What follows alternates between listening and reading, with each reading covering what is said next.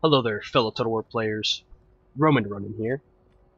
Today, I'll be showing you a battle between the Eastern Roman Empire and the Western Roman Empire. Not only is this East versus West, but it's two metas colliding on the battlefield. As you can see, my opponent has brought a large infantry corps, while I myself have brought a sturdy infantry corps, backed by an even sturdier cavalry corps. Now, before the battle begins, we'll do a quick overview of the army compositions. My front line consists of 8 Eastern Armored Legio. In the middle, I have 2 Sagittarii. I have my melee cav here, consisting of 4 Tagmata Cavalry and a Comace General unit. He's also carrying the Shock General bonus, which gives a 15% charge bonus increase. In the back, I have 2 Centauri. And we'll quickly take a glimpse at my opponent's army. We have 3 Scale Palatine, 2 Limitane Border Guards. This front line consists of 7 Legio Comitatenses, 2 Herculeane Signors to back that up, a Legio unit, a Palatine unit, and a Palatine Guards for his general. In the rear, he has a Cataphractari unit as well. So we'll quickly speed this up and get into action.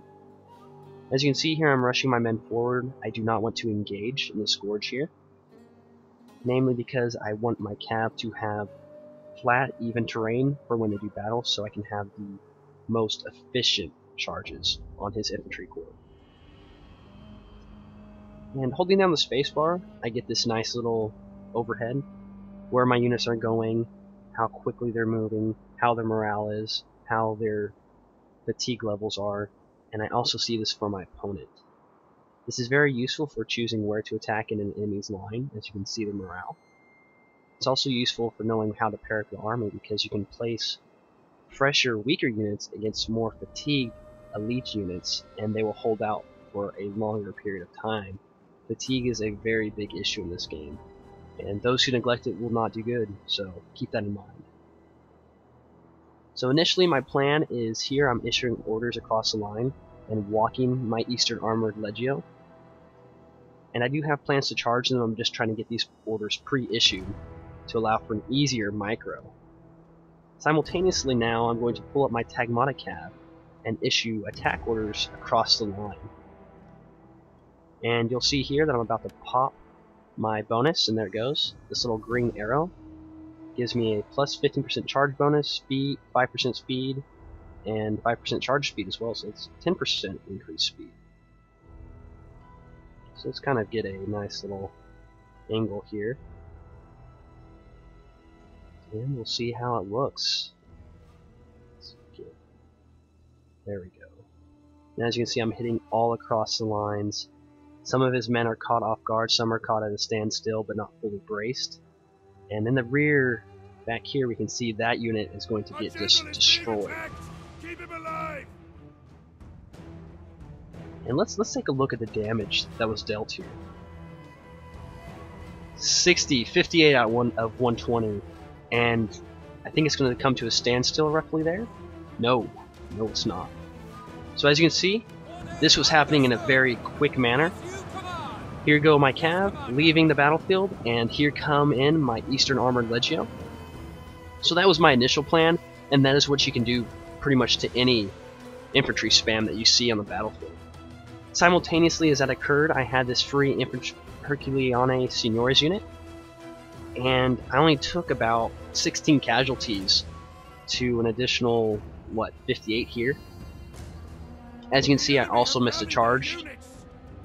But it seems that when Shock Cav charges into Shock Cav, it's not quite as drastic, because you would have expected this Centauri unit to be obliterated.